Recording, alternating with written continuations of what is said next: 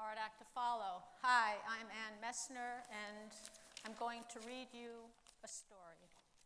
On March 22nd, 1943, this photo, taken by the photographer Ouija, appeared in New York's PM Daily. The caption reports of an unexpected rush on Mr. Kaufman's dairy store at 125 Delancey Street, with buyers desperate to obtain their allowances of butter before the midnight freeze of ration sales of all fats. Shortages of many foods were pervasive during the war. Rationing was merely a means of managing, not ending, depleted inventories. These two photos were taken earlier in the 1900s, looking west on Delancey Street from the Williamsburg Bridge. The red arrow points to the six-store tenement, 125 Delancey Street.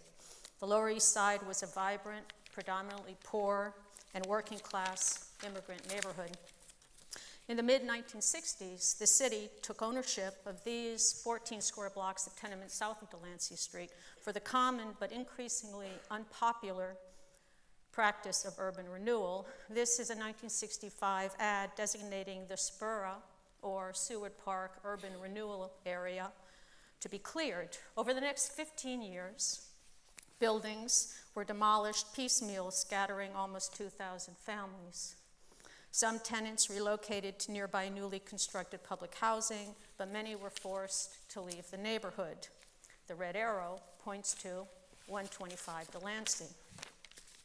Due in part to post-war economic divestment of inner cities and focus on suburban planning, neighborhoods such as this deteriorated. Landlords abandoned property.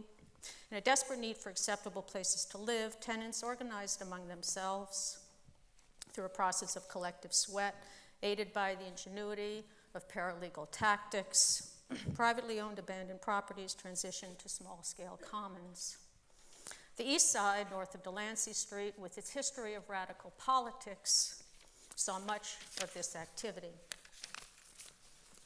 During the final days of 1979, a small cadre of artists affiliated with the artist collective Collaborative Projects broke into and changed the locks on the storefront of 125 Delancey Street, former site of the six-story tenement and Mr. Kaufman's dairy store.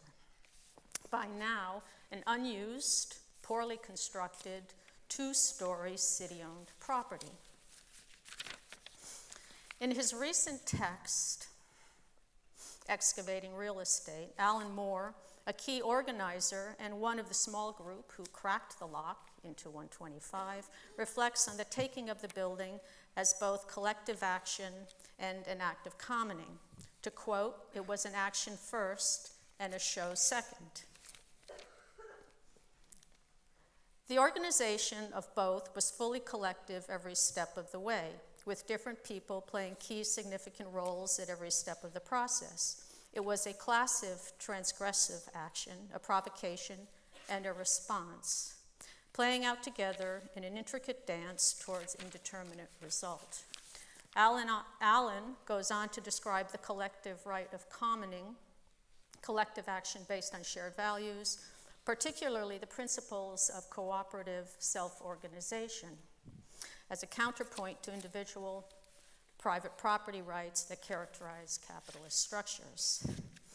Mike Glear, a member of CoLab and participator in the exhibition, recalls, and I quote, "The real estate show was more important as an action than it was as an exhibition, and the bolt cutter that snipped the lock on the door to 125 Delancey Street was the agent of that action.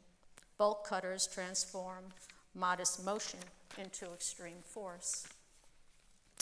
With the snip of the lock, all the talk about wealth, property, fairness, and the role of creative people in developing communities was transformed into action.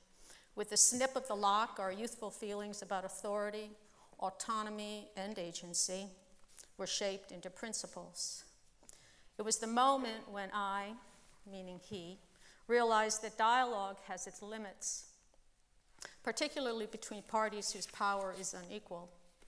The snip of the lock was a declaration that the context for discussion sometimes needs to be reset with an act that is outside the norm, end of quote.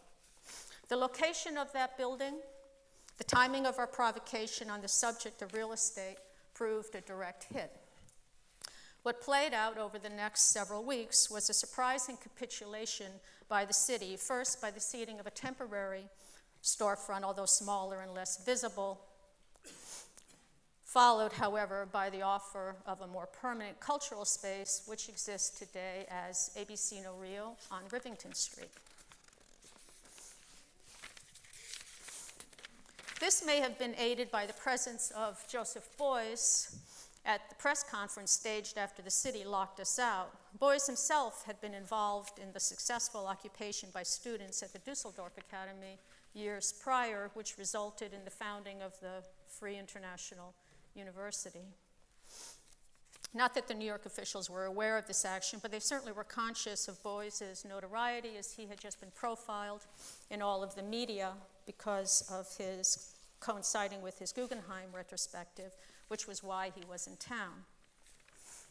125 Delancey Street was demolished in 1993. This is an aerial view of the Spura site today, mostly vacant and underutilized as public parking. Weeks ago, after years of renewed negotiations, the Office of the Mayor announced final plans for this 8-block city-owned parcel, renamed Essex Crossing. The plan is cited as ground-up development, synchronizing divergent interests with its projected mixed-use combination of permanently affordable and market rates. As the $180 million contract is signed, Manhattan's largest tract of undeveloped, publicly owned land south of 96th Street irrevocably transfers to private hands. The eerie silence of those tar-covered parking lots will be transfigured by the spectacle of cascading glass walls, urban rooftop gardens, and even a projected Andy Warhol museum. Those who resisted in their desire for this area to be developed in the legacy of the Commons certainly have been pushed to the margins. The plan does allocate for select public resources, some subsidized housing, and prioritizing of previous tenants. But we should be wary that this is not further cut back as building proceeds. The lived city is at once a history of struggle, of gains, and losses. Both the pushing crowd, caught by surprise at Ouija's flash, and that young cohort of idealistically hopeful artists have this history in common. It is to this struggle that now, more than ever, we might wisely direct our attention.